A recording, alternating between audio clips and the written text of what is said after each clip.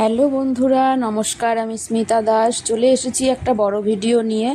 অনেক দিন পরে এলাম একটা বড় ভিডিও নিয়ে। তো গেছিলাম, এটা কালকের ভিডিও। কালকে গেছিলাম মাঝদিয়াতে শিব মন্দির। এটা হলো শিবনিবাস জায়গাটার নাম। খুব বড় শিবলিঙ্গ। সেখানেই জল ঢালতে গেছিলাম আমরা। ঠিক ভোর 5টার সময় স্টেশনে গিয়ে পৌঁছেছিলাম। আর দেখো, যাদের দেখালাম এরা হচ্ছে আমাদের টিম মেম্বার।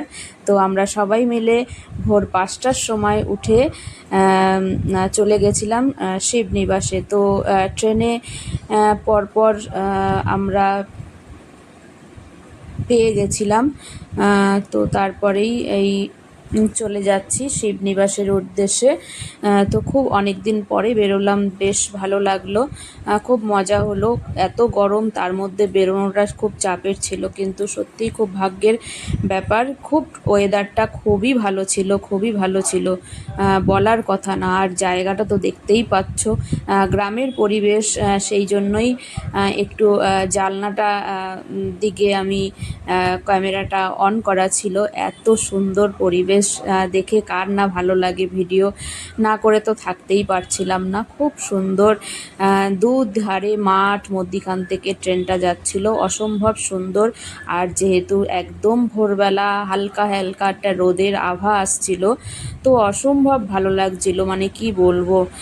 যাই হোক, ট্রেন থেকে নেমে পড়লাম মাঝদিয়া স্টেশনের উদ্দেশ্যে। তো গিয়ে তো আমাদের চোখ ছানা পড়া।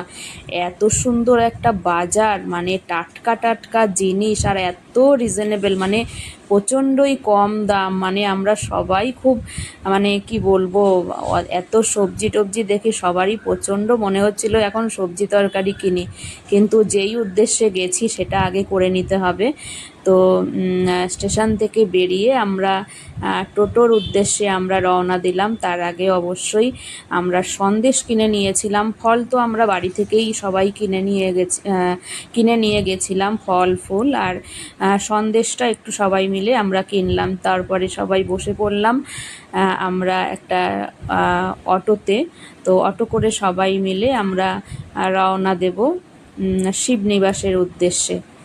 তো অলরেডি উঠে পড়েছি সবাই। দেখো, খুব চাপাচাপি করে বসলেও এত মজা হয়েছে, সবাই মিলে একসঙ্গে আমরা গেছিলাম অনেক দিন পরে। খুব ভালো লাগলো, আনন্দ খুবই হলো। তো যাই হোক, এই হলো বিশ্বের বৃহত্তর শিব মন্দির। দেখো পরিবেশটা, বাইরেটা দেখাচ্ছি। প্রচণ্ড পুরনো দিনের মন্দির, আর খুবই সুন্দর, ফাঁকা। তো জলও ঢেলে দিলাম শিবের মাথায়। এটা আমার একটা মানসিক পুজো ছিল। তো শিবের মাথায় জল ঢেলে ভালো করে ফল দিয়ে পুজো দিলাম, ফুল দিলাম, মালা পরিয়ে দিলাম ঠাকুরকে, সবাই